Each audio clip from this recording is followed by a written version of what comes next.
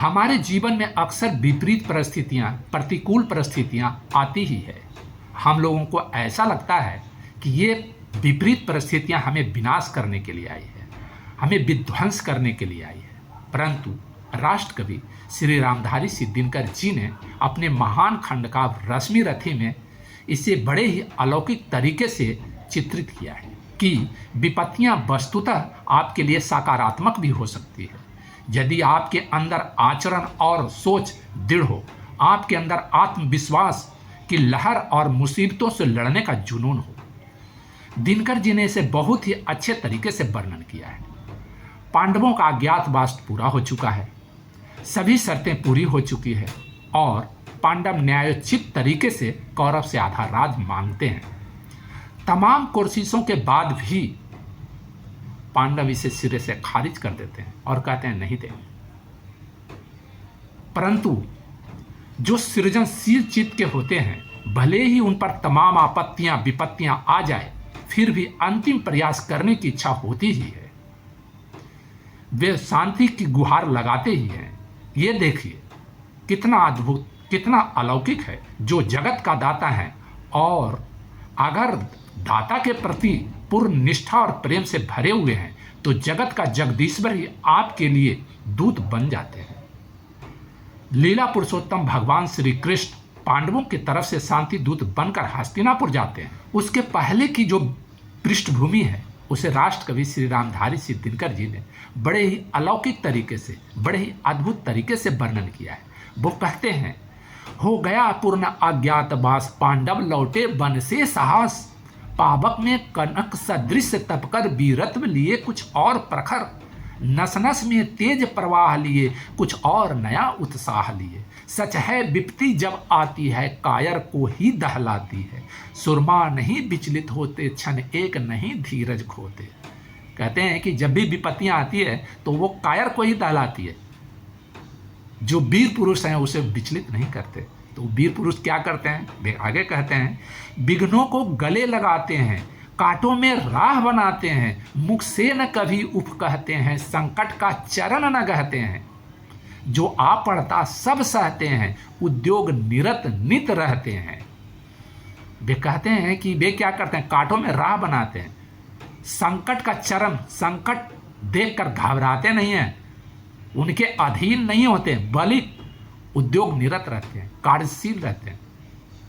उससे उबरने के लिए, विघ्नों से लड़ने के लिए चुनौती लेते हैं, उससे उबरने के लिए निरंतर प्रयासरत रहते हैं, उद्योगरत रहते हैं। वे आगे कहते हैं, सूलों का मूल नसाने को, वह खुद विपत्ति पर छाने को। आगे जो कहते हैं, है कौन विघ्न ऐसा जग में टिक सके वीर नर के मग में, खम ठेक ठेलता है जब नर पर्वत के जाते पांव खड़े। क्या वर्णन किया है उन्होंने।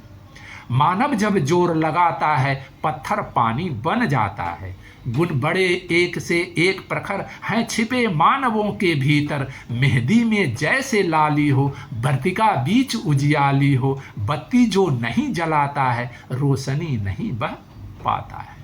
पीसा जाता जब इच्छुदंड, इच्छुदंड मतलब गन्ना, पीसा जाता जब इच्छुदंड, झरती रस की धारा अखंड, मेहती जब सहती है प्रहार, बनती ललनाओं का श्रृंगार। जब फूल पिरोए जाते हैं हम उनको गले लगाते हैं। वे कहते हैं कि हर चीज बिना कष्ट के नहीं होता। वे कहते हैं कि गन्ना को बहुत प्रहार सहना पड़ता है तब उससे रस की धारा बहती है। मेहंदी प्रहार सहती है, उसे पीसा जाता है। फूल को जब एक एक फूल होता है तब एक सूत में उसे पिरोया जाता है, तब वो गले का हार बन जाता है, तब हम उसे गले लगाते हैं। फिर वो आगे कहते हैं, वसुधा का नेता कौन हुआ, भूखंड विजेता कौन हुआ, अतुलित यश क्रेता कौन हुआ, नव धर्म प्रणेता कौन हुआ। कौन हुआ, जिसने न कभी आराम किया विघ्नों में रहकर नाम किया, जब विघ्न सामने आते हैं, सोते से हमें जगाते हैं। मन को मरोड़ते हैं पल पल, तन को झझोरते हैं पल पल, सतपथ की ओर लगा कर ही जाते हैं हमें जगा कर। वे कहते हैं जब विघ्न आते हैं तो मन को मरोड़ते हैं, तोड़ते हैं, झकझोरते हैं, लेकिन अंततः जो वीर पुरुष होता है, क्रियाशील पुरुष होता है, वो उन्हें सतपथ पर लगा कर जाते हैं। वे आगे कहते हैं वाटिका और वन एक नहीं, आराम और रन एक नहीं, वर्षा अंधड़ आतप अखंड, पौरुष के हैं साधन प्रचंड, वन में प्रसून तो खिलते हैं, बागों में साल न मिलते। वे इसकी तुलना बगीचे और वन से करते हैं।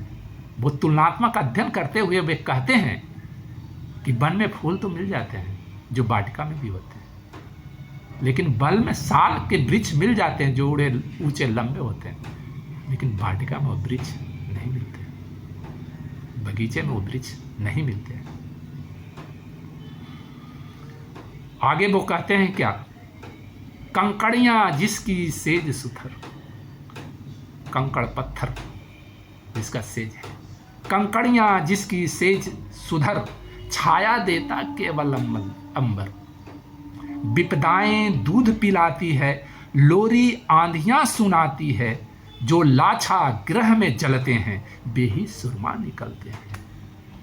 बढ़कर विपत्तियों पर छा जा मेरे किशोर मेरे ताजा, जीवन का रस छन जाने दे, तन को पत्थर बन जाने दे।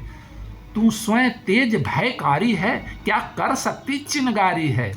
बरसों तक वन में घूम घूम बाधा विघ्नों को चूम चूम, धूप धाम पानी पत्थर पांडव आए कुछ और निखर, सौभाग्य न सब दिन सोता है, देखें आगे क्या